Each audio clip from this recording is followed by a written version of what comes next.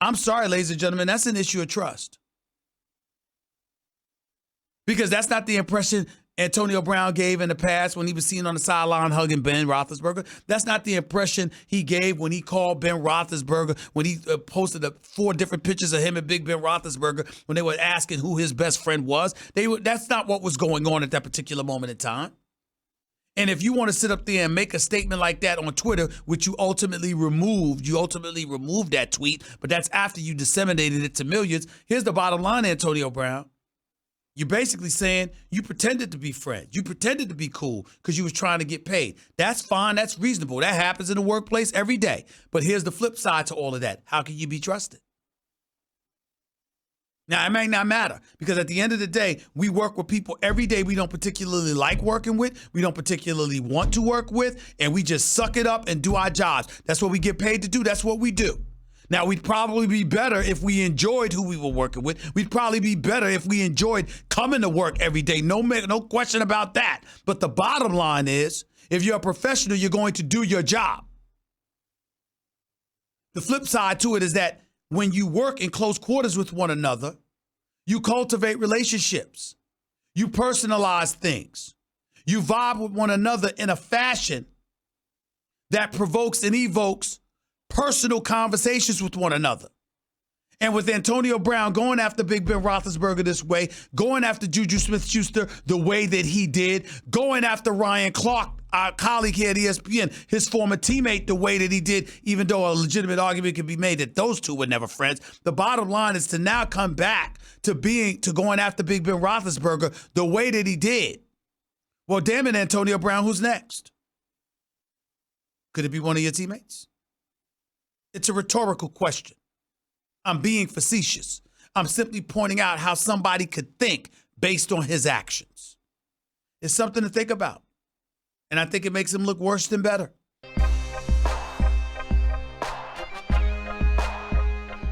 You look at the situation for Zeke. From what I understand, this deal is getting done. He will be back by week 1. At a certain point, when you say this is not working, do you wait until before the first game of the season? And if you wait before then, you're not going to play anyway.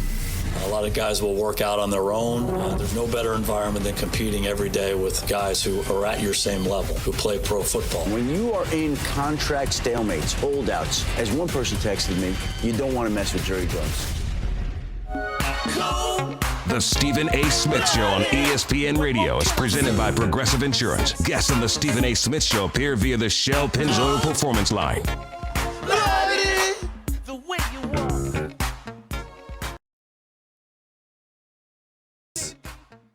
Past hour.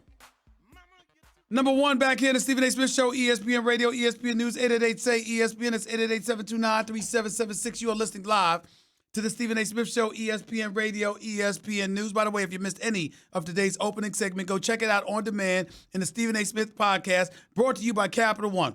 Capital One is reimagining banking, offering accounts with no fees or minimums that can be opened in 5 minutes. Capital One, hey, what's in your wallet? Capital One N.A., member FDIC. Couple of things I wanted to get into, and I brought up T.O. and Antonio Brown.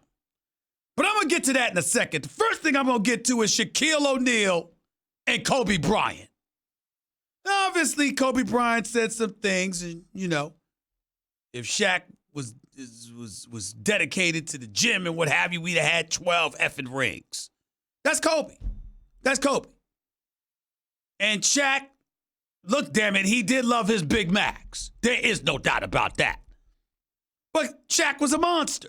No question. But I got a bigger subject because I got a sneaky suspicion that I'm going to hear from Shaq.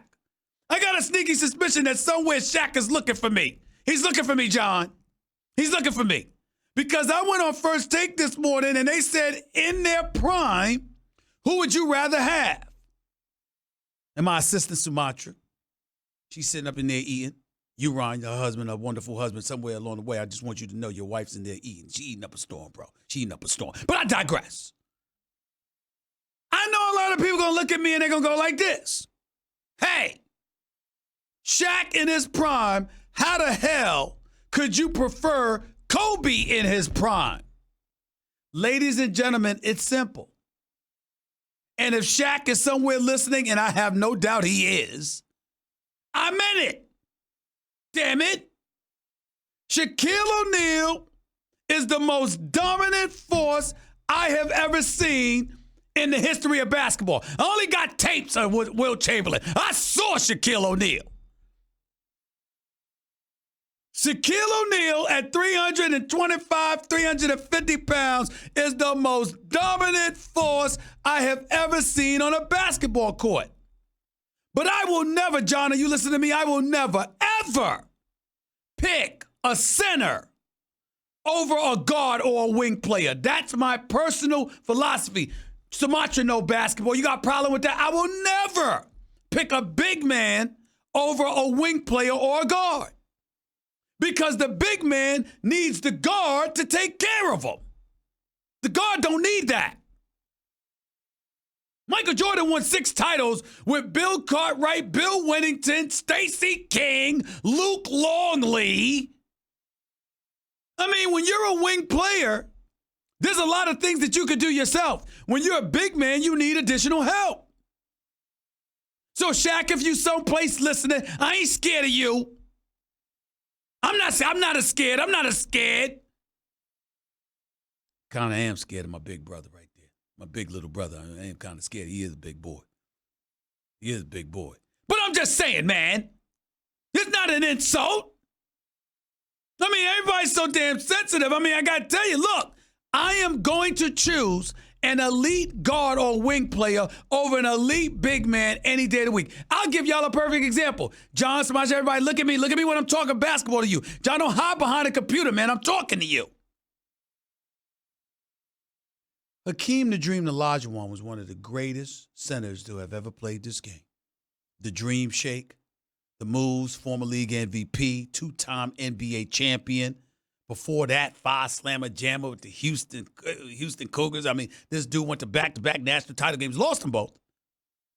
You understand? But still did it. NC State, Georgetown, lost them both, but still was there. Here's the deal. As phenomenal and as great as Hakeem the Dream Olajuwon was, and as much as we recognize him, appreciate him, and know how phenomenal he was he Michael Jordan? Because Michael Jordan was taken in the same draft. The greatest compliment, do y'all realize what the greatest compliment you could say about Hakeem the Dream Olajuwon? Do you know how you can validate his greatness? The Houston Rockets passed on Jordan and Sam Bowie before him to take Hakeem the Dream Olajuwon, and no one in Houston ever complained. Because they know you can't teach 7 feet. They know you can't teach a boy that big with that skill set. Of course not. But you still need it. He still ain't MJ. Shaquille O'Neal is the most dominant force I've seen. Did he win the title with Eddie Jones? Nick Van Exel? Hell, when Eldon Campbell, another 7-footer, was his teammate, did he win a title? No.